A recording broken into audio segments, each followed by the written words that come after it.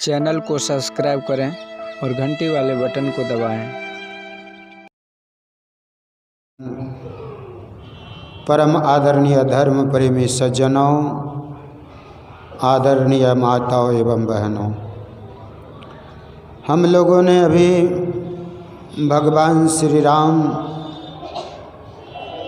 का उपदेश सबरी जी के साथ में हुआ है। भगवान श्री राम ने 9 प्रकार की भक्ति का वर्णन सबरी जी को किए हैं, जिसमें कि प्रथम भक्ति संतन कर संगा। भगवान श्री राम ने संतों का संग करने के लिए क्यों कहा? अब उनके जीवन में, भगवान श्री राम के भी जीवन में सबसे पहले संत आए। कौन सा संत? विश्वामित्र वशिष्ठ जी आए। भगवान श्री कृष्ण के जीवन में भी सबसे पहले गर्गाचार्य और सांदीपन मुनि आए।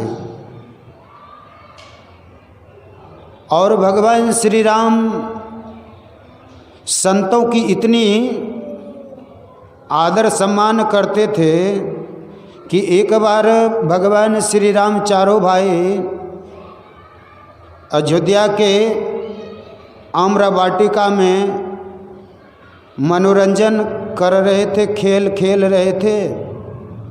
उसी समय सनक, सनंदन, सनत कुमार और सनातन चारों ऋषि आ गए। भगवान श्री राम ने तुरंत अपना दुपट्टा चादर बिछाए और चारों ऋषि को बैठने के लिए निर्देश दिए। चारों ऋषि बैठ गए और भगवान श्री राम ने चारों ऋषि बैठने के बाद साष्टांग प्रणाम किए। और भगवान श्री राम कहते हैं, बड़े भाग पाइए सत्संगा, बिना ही प्रयास होई भव भंगा। बड़ा भाग से संतों का दर्शन होता है और सत्संग भी मिलता है। और कहते कहते उन्होंने कहा, भगवान श्री राम ने शांत संग अपवर्ग कर, कामी भव कर पंथ। संतों का संग क्या है? अपवर्ग, अर्थात जहाँ पर कि पवर्ग नहीं है वह दशा को प्राप्त होता है। अगर इस जीवन में अगर संतों का संग हो गया तो समझिए क्या होगा। आप सबरी का लीजिए, जीवन में संत आए, संत शरण परताई का लगा ठिकाना, और नहीं कुशल सकल वैराट चवाना।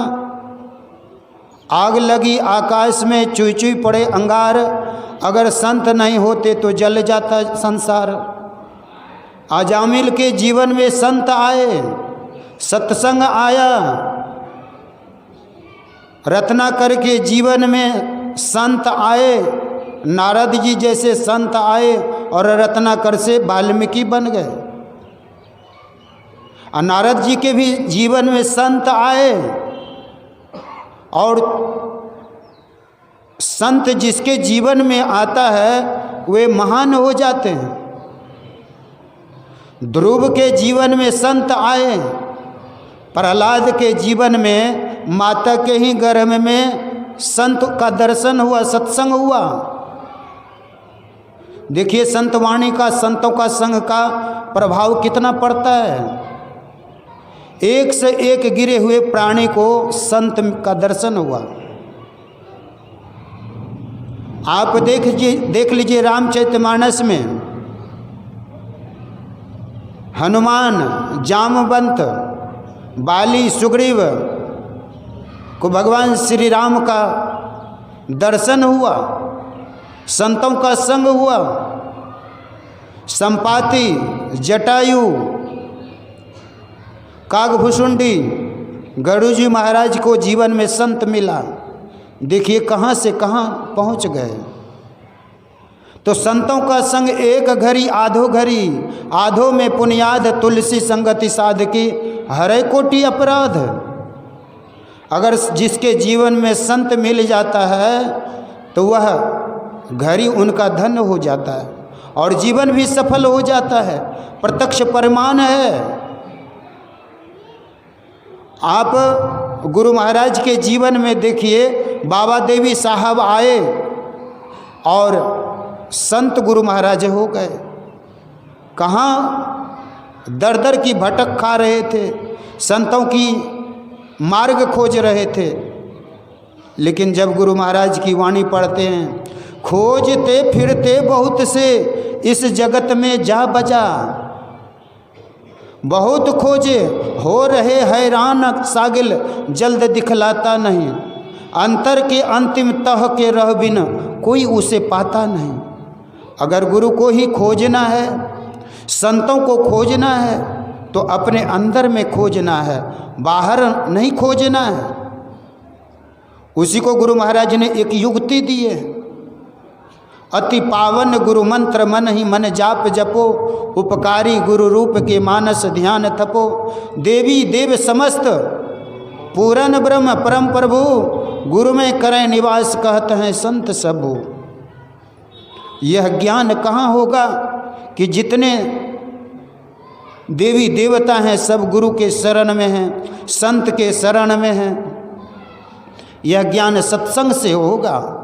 इसलिए जब भगवान श्री राम का पोता के पास में, ब्रजनाभ के पास में जब गर्गाचार्य जी महाराज आए, तो गर्गाचार्य जी महाराज ने चरण पाद प्रक्षालन किए और उच्च सिंहासन पर बैठाए और तन मन से हार्दिक स्वागत किया और कहते हैं, ब्रजनाभ कि आपकी इतनी महिमा है, इतनी महिमा है।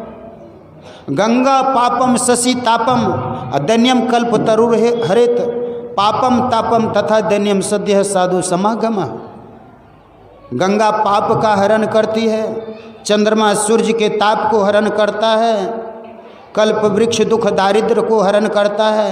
लेकिन अगर आपके जीवन में सच्चे संत सद्गुरु का दर्शन हो जाता है, संग हो जाता है, तो पाप ताप दुख दारिद्र तीनों का समन हो जाता है।